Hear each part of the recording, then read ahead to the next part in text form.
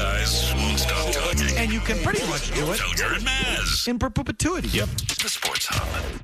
Jim Murray, Cerrone Battle, Michael Hurley, and you at 617-779-0985. Gender Free Fridays brought to you by Catches Law.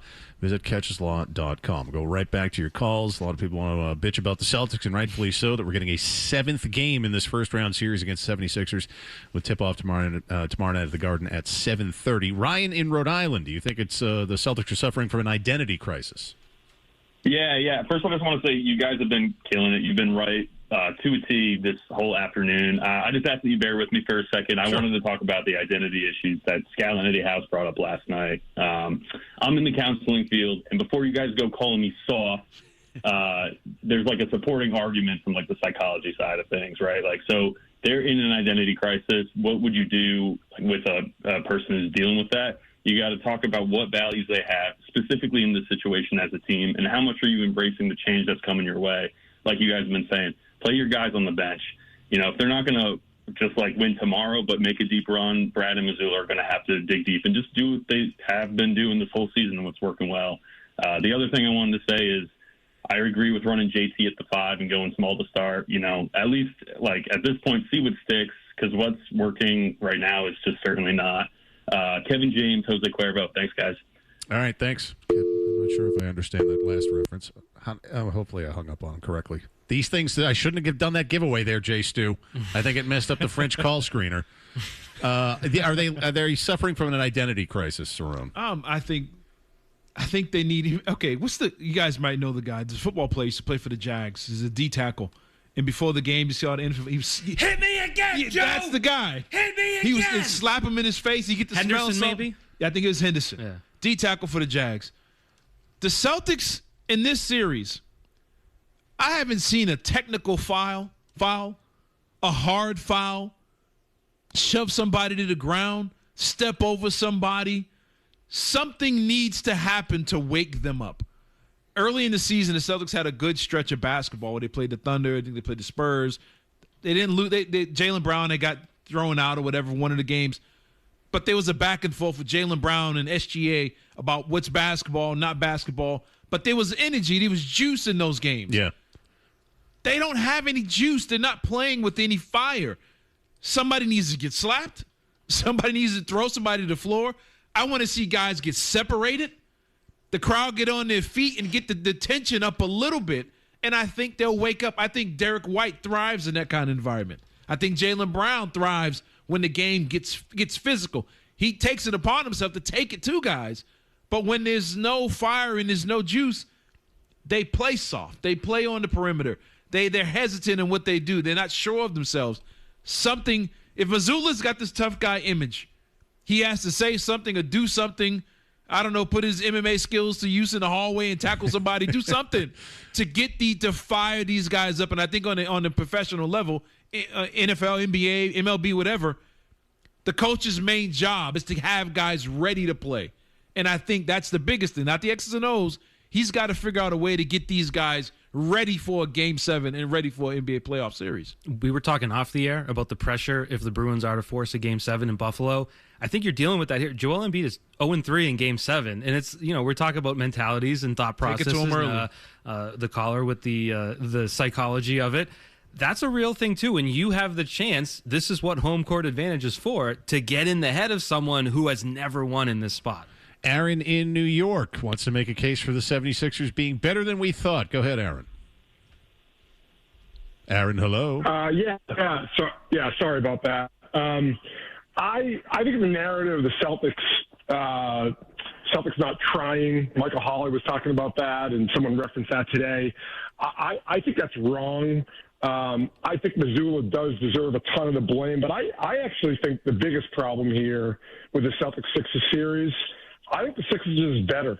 I really do. I think they're way, way more athletic, and you're trying to put Sam Hauser and Keita and Derek White, who's not Derek White. He's today Derek White, not last year Derek White. He was a shell of himself against guys that are really, really talented and a few guys that are playing at a much, much higher level than they had been a few years ago. I think the Sixers are just better. I mean, it was 2-2 this season, and the Sixers weren't even playing at the level they are today. I think that's the biggest problem. The Sixers are a better team than the Celtics are right now, and it's so evident when you watch it. It's so evident their defensive presence against the Celtics in Game 5, and that came through Game 6. The Celtics can't even get a shot off. Forget about making shots; they can't get shots off. How they should be benched? They should put Harper's son in, who's athletic, give him some burn, and try to match some athleticism. Get Vucevic out of my face. He's horrible. He's been horrible since they took him. Let Garza go in, and as Battle said, let him mess things up a little bit in there and give it a shot. But I think the chances of Celtics winning Game 7 are very remote. I think the plus 7.5 is complete doo-doo. So, and thanks for the call, Aaron. I mean, he echoed a lot of what you've said about the athleticism of the 76ers. Yeah. And if you do want to match that, you are going to have to play guys like Ron Harper Jr. and go into your bench, right? Or it's the speed versus strength thing. They're quicker than you are. You're bigger than them. You know, Embiid's the only major physical presence they have. Everybody else is just skinny and quick and young. Jaylen Brown, I said this early in the first segment. Everybody looked at him as the top two-way player in the NBA. Two ways mean you play both ends. You're a lockdown defender on both ends. Paul George should not be shooting 50-50 or 50-45 in this series. Show me that side of Jaylen Brown. Take it upon yourself to say, Paul George is not going to light me up. If you kept Paul George to his averages, to a normal shooting average in the 40s, 30% from three, your series is over. But you can't allow him to be comfortably scoring on you like that. Jason Tatum, he's more athletic than everybody the Sixers have on the floor. You know what I'm saying? Like your top guys are good. They're athletes. They still can't keep Peyton Pritchard in front of them. No matter who they're bad defenders. Maxey Edgecombe, they're bad on-ball defenders. You have an advantage. You were up 3-1 on this team that's supposedly more talented. You had a 3-1 lead in the series. Your Embiid is not overly athletic. He's not as fast as any of the Celtics centers. Take advantage of that. He's stronger than you. Okay, beat him down the court. Make him run. He hasn't been in shape since he was at Kansas, and you're not taking advantage of that. You have matchups that you can take advantage of, but you being so rigid and not willing to change or adjust and playing to their hands, it makes them look like a superior team. But they're not more superior than you are. You have advantages. You just have to take advantage of them. And real quick, with Vucevic, you're getting a lot of calls from this, a lot of this on social media. He's trash, he shouldn't be playing, whatever. It's amazing how the guy was a 16-11 player for the last 10 years. Everywhere he's been and with everybody around him, the minute he gets with Joe Mazzulla, it's like, this guy can't play basketball. You're not putting him in a position to use his strengths. He's a post player. Put him in a situation, go double big. Put Cater and Vucevic in the game at the same time. Make him choose. And whatever one he's not defending, that's the one who's getting the ball. Do something different. But you're trying to get him out there. You brought in a guy who was a 4 or 5-time All-Star and said, okay, I need you to be Garza. No, let him be him. Let him be the veteran player that he is. And instead, you won't make any adjustments. Sounds like you want him to find the 2-on-1. Thank you. Arlo in Massachusetts, you're next. Arlo. I wanted to call by. Hello? Yeah, go ahead. Can you hear me? Yes. I've been having a problem with Mazzulla for the last year. I think a lot of people overhyped him due to the fact that he had a super team in 2024 with Drew Holiday and Chris Tavs with some of the playoff run, covering up a lot of the problems with the Celtics with sometimes in clutch play and just sometimes with the depth and stuff. I'm just kind of sick of Mazzulla. And do you think that if he loses tomorrow, do you think he will get fired? And who will be the next candidate? I don't know who the next guy could be. I mean, look, I'd bump up Sam Cassell. I'm as big a fan as you, Cerrone. I don't think, but who knows? I mean, guys, Michael Malone, like you said, 3 years ago, the Nuggets win the World Championship, and now he's at UNC. Last year, Thibodeau, they get past the Celtics. No one really expected that going into the series. He gets conference finals. Goes conference final. He gets canned. So it could happen, but I don't see it happening considering he just got the extension. It's the new ownership. It seems like they love him, but Without that team in 2024, again, you adjust to Quinn Snyder. Series goes too long, like you mentioned earlier, against the Hawks. Same thing against the Bucks when Doc Rivers was there. Then you get destroyed by Spoelstra and the Heat.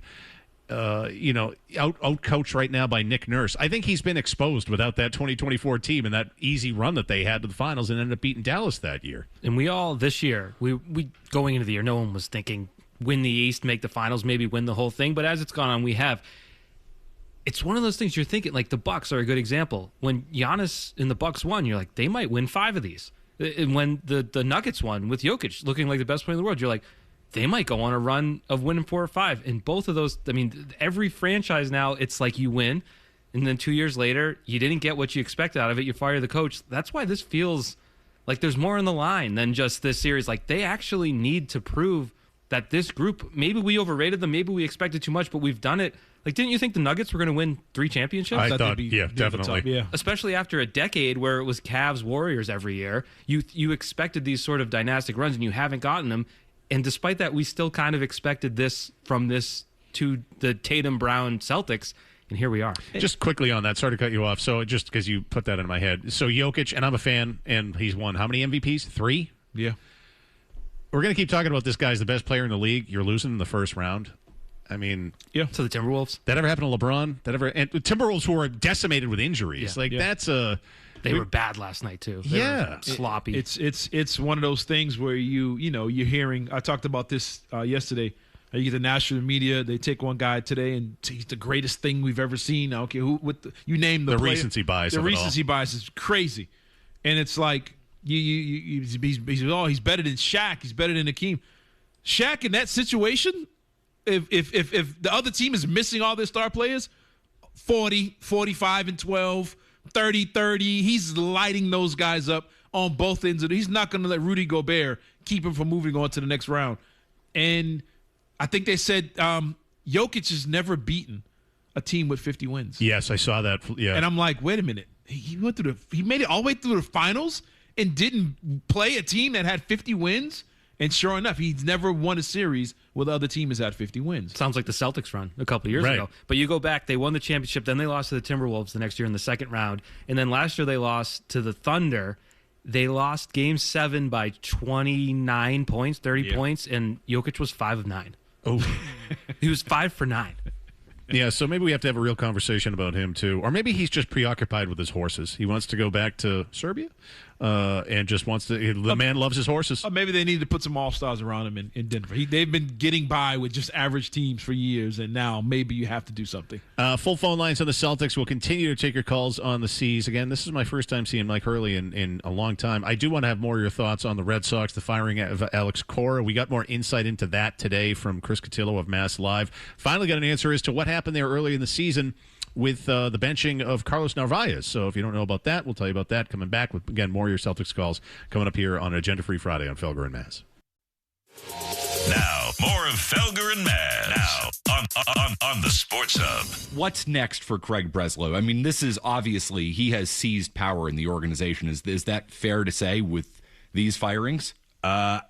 Seized power or put himself directly in the line of fire from John Henry? Well, both things can be true, right? All of every shield that you had has been removed, and you are now naked to the wind.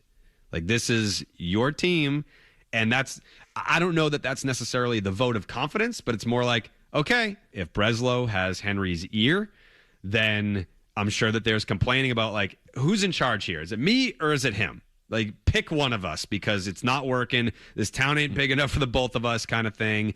And if Henry's like, okay, I pick you, but if he's out, we've endorsed this guy time and time again. You better make it work.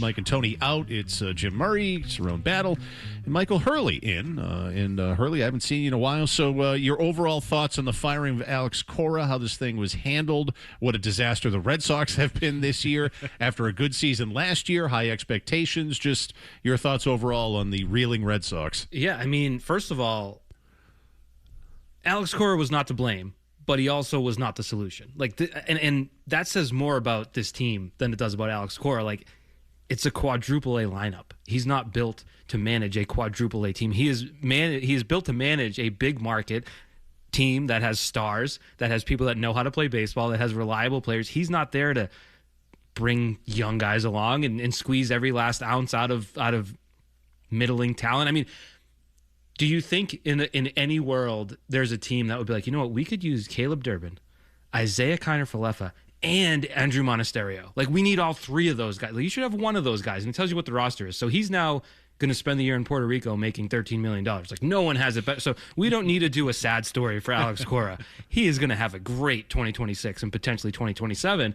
And I just look at the roster. I wrote a story for BSJ today, and I just want to look. If you were in charge of this team, if you were Breslow or Kennedy or however it goes, who on this team do you look at and you're like, yeah, they're a major foundational piece of our future? I went through the roster. There's like 7 to 10 guys you feel good about generally. And some of those guys are, Aroldis Chapman I mentioned earlier, guys that you don't look at as part of the future. And some of those guys, it's just based on hope. Like Roman Anthony and Marcelo Meyer, it's like, well, you hope they end up being foundational pieces. So you look at the way this roster is built, and it's all bad. It's a very poor team. And have they underperformed?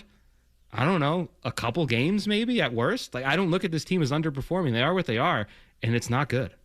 And Roman Anthony, too, has taken a dent in my mind, too. Like, I've had such high expectations for him based on last year. And once they, trade Devers, he's really one of the main reasons that the team's offense starts to wake up. He looked great in the WBC.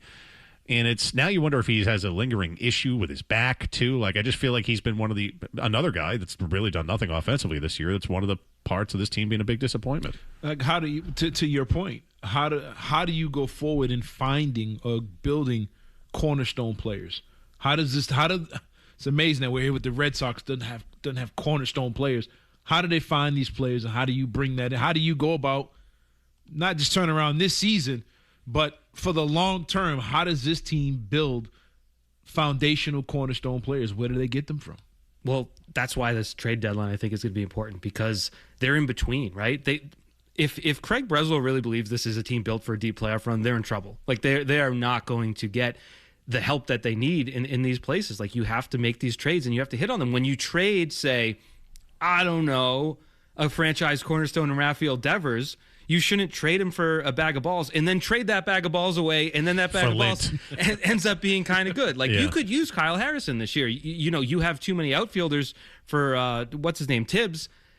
If it's a good player and you traded him away and didn't get anything back, like, you are screwing up and compounding your mistakes. And now, granted, we don't need to revisit the Devers trade. He might be out of baseball in 2 years. So, like, they might have dodged a bullet. That might have been the right move. But much like the Mookie Betts trade, you screwed up the execution of it. And if you can't do that part of it, and Chaim Bloom's issue was not building the farm system. He did great at that. He had no idea how to navigate a trade deadline. So it's like you're in between the balance of where your philosophies are at the top of your front office, and the end result is this sort of meandering, well, we almost made the World Series in 2020. It's like, at a certain point, you've got to move past that and realize that this philosophy will get you nowhere. Well, the one thing we do know is it's going to get nerdier and more analytically driven. So, good piece today from Sean McAdam and Chris Cotillo on Mass Live, which also goes into the reason behind Carlos Narvaez being benched early in the season. Get to that in a minute. But in terms of the nerdiness, Cotillo writes, some with knowledge of the Red Sox thinking believe the Red Sox will become more analytical in their decision-making with Chad Tracy as manager than they were under Alex Cora. While Cora had autonomy over the lineup construction and other in-game decisions since 2018, it's fair to expect a more collaborative effort between the coaching staff and front office with Tracy, an interim rookie manager, running the show.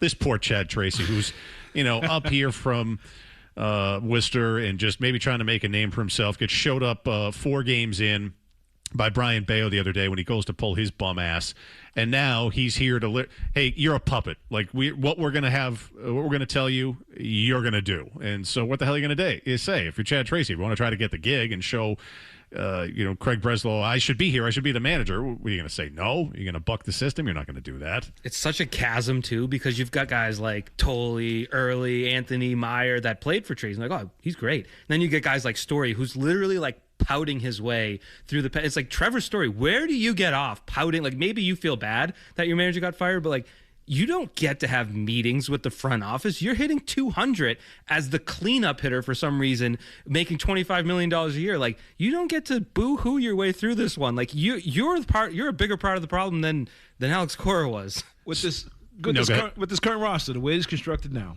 before the trade deadline, is there any way they can at least right the ship and be average, at least play to their average? It seems to me that the entire lineup is playing below average baseball.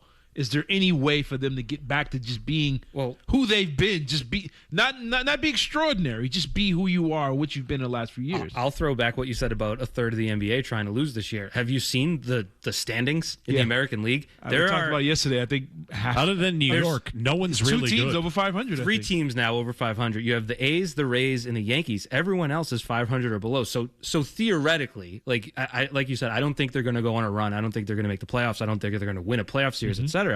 But can you beat up on a bunch of middling, not so good teams? Sure.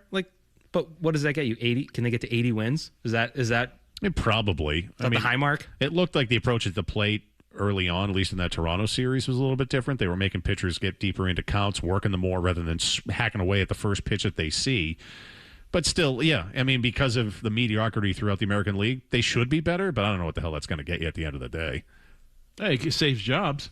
Yeah, no, that's true. Keeps the place full all summer. Yeah, well, we competed. They can use that again. Now you're back to that. Look, we were competitive. Ooh, they do like the we're in the most competitive division in baseball. Yeah. Well, you're still allowed to win it. I've said for 5 years the park is part of the problem, and I think that's more true by the day. I mean, the park is always going to be packed because you have out of towners.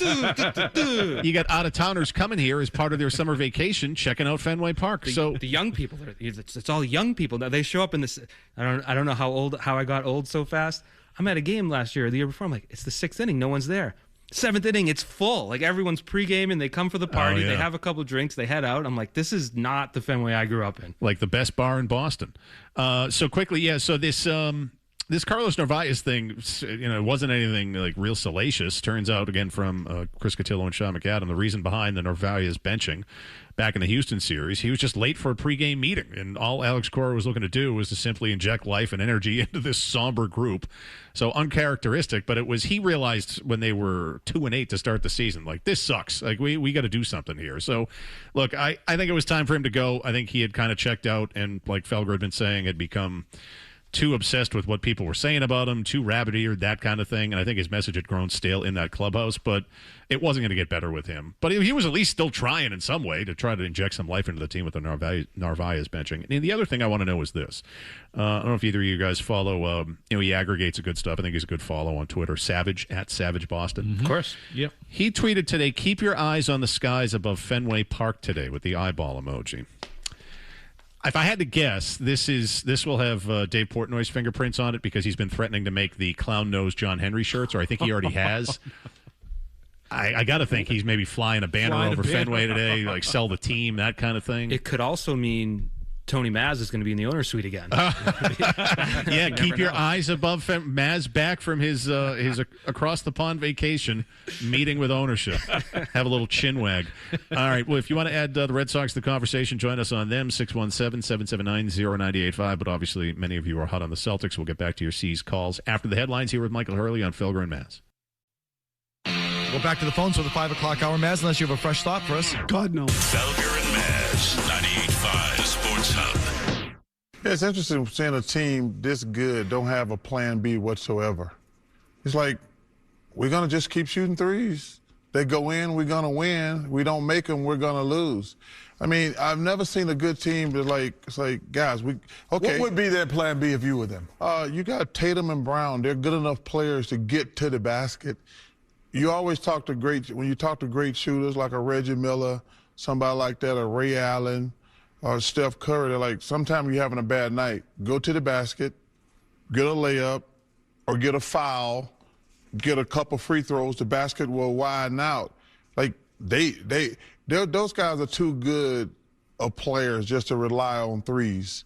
And it's frustrating watching them. Because I always if they go in, it's great. If they don't go in, okay, we're just having a bad night. Because, shooting probably the hardest part of basketball, in my opinion. Because you especially contested shots. Because I can't believe that they're in this spot. But his assessment there, and it's Jim Murray, Cerrone Battle, and Michael Hurley here on Felger and Maz on Agenda Free Friday today. Do you pretty much agree with that assessment? Absolutely. That they don't have a plan B? Absolutely. You have players capable of playing multiple different ways. You have a roster that's capable of playing in different ways. And if some of these players were to get moved around and playing, for example, if you put Derek White in Denver with Jokic, he'd get 20 a night by just cutting without the ball, just moving around. Never have to put the ball on the floor. If you put Tatum in a situation with Spoelstra or somebody like that, he's going to turn him into a slasher. His backdoor cuts, he's going to be going to the basket. He's going to take the three when it's there, but it's not going to be the focus of his game because it's going to allow him to do other things. Whereas it's not just Mazzulla. It's kind of been a philosophy of the Celtics to kind of do everything based on the three-point line. Now I think the difference between Stevens and then Brad Stevenson and Ime Udoka and Mazzulla is how they get the threes. How do you score them? Is it inside kicking out? Is it through ball movement? Is it ISO? Is it with speed and tempo, or is it slowed down? They all have their own way, but I think the philosophy is to take the threes. But I think they have the ability to go inside. They have the players there that can do it. And we've seen Tatum and Brown both have big nights without relying on the three-point. I mean, Tatum, I still believe, when healthy, he's the top American player in the league. I think the international players kind of roll out the top 4 or whatever. I think Tatum is the best American player in the league because he has versatile skill to do any. He can dunk on you in the lane. He can shoot the midi with his back to the basket, face up. He can shoot the three. But when you just rely on one thing, it makes it so easy for teams to defend him. And for some reason, like I keep saying, the 22 coaches on that sideline can't figure that out and can't figure out a way to say, you know what, guys, let's get rid of that three-point. Let's get downhill and let's see if we can get to the free throw line 40 times tonight and put them in foul trouble and make them use everybody on that roster. All right, full phone lines on the Celtics. Let's run through all these calls because some of you have been hanging a while with a lightning round, Jay Stu. The Lightning Round, brought to you by Blue Sky Restoration Contractors. Yes, the Lightning Round brought to you by Blue Sky Restoration Contractors. To get our listeners pumped up for Game 7, Blue Sky is restoring today's date in history, May 1st, 1981. Game 6 of the East Finals between Boston and Philly when Cedric Maxwell scuffled in the stands with a Philadelphia fan, and Boston won 100-98 to take control of the series. Good luck to the green team tomorrow from Blue Sky. All right. That's what they need. Yeah, no, right. Like I said, someone to, step over someone, mean mug them, give a push, maybe a clothesline, something like that. Bob and Belmont on the Lightning Round. Yes, thank you. I'd like to talk about Mazzulla and Brown. I think Mazzulla, but before that, Cerrone, I want to say that anytime you're on the air in Boston, you elevate talk radio in this city. Well, thank you. I think Mazzulla thinks he's a Shaolin priest or the mentor from what's that Karate Kid or something. Mr. Miyagi, yes. Yeah, he's never going to be let go. I have a lot of respect for Brad Stevens, and I know Brad Stevens loves this guy. So if anybody's hoping that even if they lose tomorrow night, that he'll be let go. Yep, got to let you go on that, Bob, because it's a lightning round. I don't think he's going anywhere even if they lose tomorrow night. Next on the lightning round, it's Brian in Methuen. Hello, Brian. Hi, guys. This team's frustrating to watch. I mean, I've never seen a team that goes cold on their shots all at once together. Nobody's hot. My opinion is they gotta go down low. They have the players to do it. I don't know why they don't do it. Charles Barkley said it. That they're so easy to defeat because if they have the players to go down low and they're not doing it, and they're missing the opportunity for Jalen and Brown and Tatum to win championships. Yep, feels like it's closing. And I would think if they were to lose tomorrow night, if there's not going to be any changes with the coach, there might be a change to the roster. Maybe Brown is on the block. There were some of the rumors about Giannis Antetokounmpo maybe being here next year. So, but we'll cross that bridge when we get to it. And hopefully that's not come Monday. They better win tomorrow night. Next on the lightning round, it's Pam. Hello, Pam. Hi, how are you guys this afternoon? Hi, how are you? How you doing? Good. So I just want to say this. It's a lot to do with the coach because, the rotations are crazy. Your game management is crazy. And I also want to know, what your opinion is on Missoula and the arrogance. You're not Bill Belichick. And ask him how that worked out for him later in his career. The level of arrogance that he has and not being able to make adjustments is crazy. No, I mean, I agree. I've said all the things before, and I love the Belichick comparison. He kind of walked in the door like, he'd already had 5 championships. And it's like we've kind of just, okay, let him do his thing, as opposed to just calling it out like, that's bad basketball. I was scrambling there because I wanted to find your line that you used in your email, in the quick email chain this morning that I thought was like, man, why can't I come up with stuff like this? Mike Vrabel has less to worry about than any other head coach in Boston. What a wild turn of events. But it's true. It's true. He's the safest guy in Boston. Well, it's funny because, like, that clip of Barkley coming back in, it's like, was that from last night? Was it from last year? Right. You don't know. Middle of the season. Yeah. It's the universal experience. Next on the lightning round, Dan in Medford. Hello, Dan. Dan? Dan the man. All right, try back on the lightning round. Lightning round brought to you by Blue Sky Restoration Contractors. Dean in Shrewsbury. What'd you make of that mess last night, Dean? I didn't like it at all, but actually the reason I called in general was I've been watching some of the Pistons Magic's game, and there are so many fouls in that series, and I really think instead of the free throw line, there should be some sort of power play for the offense like they have in hockey where it's 5-on-4. I just don't want to watch games that devolve into free throw contests. That's not like really basketball to me. Thanks, Dean. What I want in that series is, can someone hit a shot? The bits and pieces, and I watched a good chunk of the prior game between the Pistons and the Magic, Cerrone. It's like watching a game in 2002. And I don't mean that in any complimentary fashion. Yeah, it's pretty bad. And to his point about so many fouls, only thing I would say to that is I would, instead of taking players off the court, I'd take refs off. I'd have 2 instead of 3. Less fouls. Let the weight room. I like that idea. Let the weight room matter again. Let the being physical, strong. Hey, if you're going for you're driving to the basket and you go for a layup over the largest human beings on the planet, and one of them brushes your arm as you're going through, because you didn't power through is on you. We shouldn't bail everybody out because, he touched his arm. We shouldn't zoom in 4K and 1080p.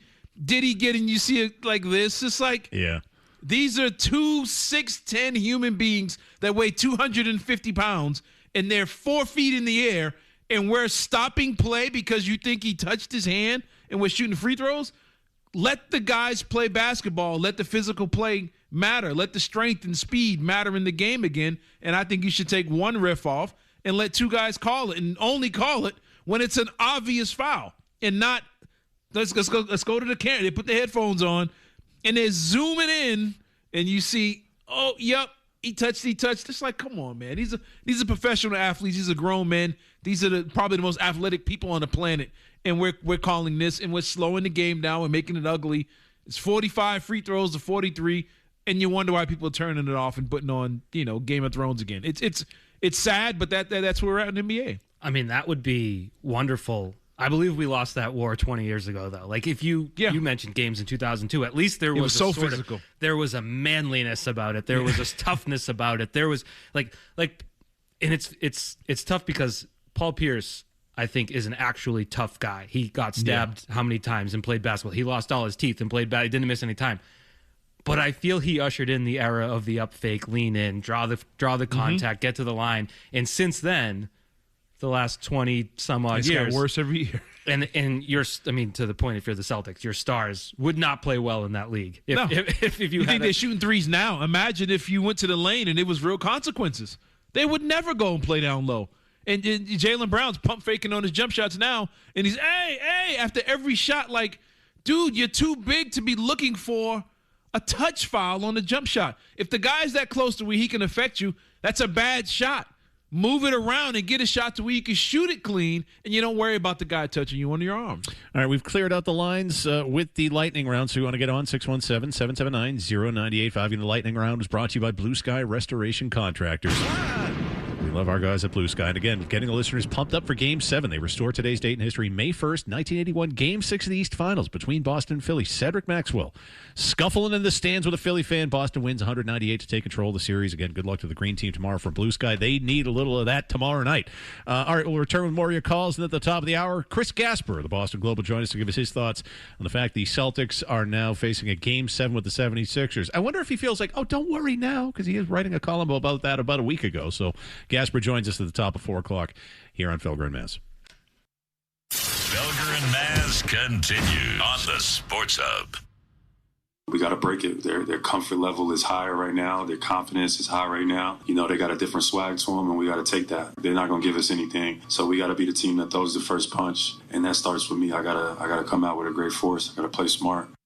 He's talking about a proverbial first punch, Cerrone. Yeah. And you're talking about a literal first punch, right? Like, it might take something like that. The first, last, and all the punches in between. Don't stop punching. Somebody, I mean. They need their it was evident early last night that there is it was just so lackadaisical and just like, I don't know, or they just weren't, I don't know. There's a fire missing from that team now.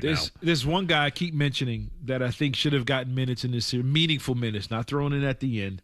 And I think he'll give them that energy and that toughness, and that's Gonzalez. Hugo Gonzalez, he's 20-year-old rookie, whatever. But I do think he's their best on-ball defender. I agree with you. Super strong, massive hands. He's like hands like Kawhi Leonard for a guy that small.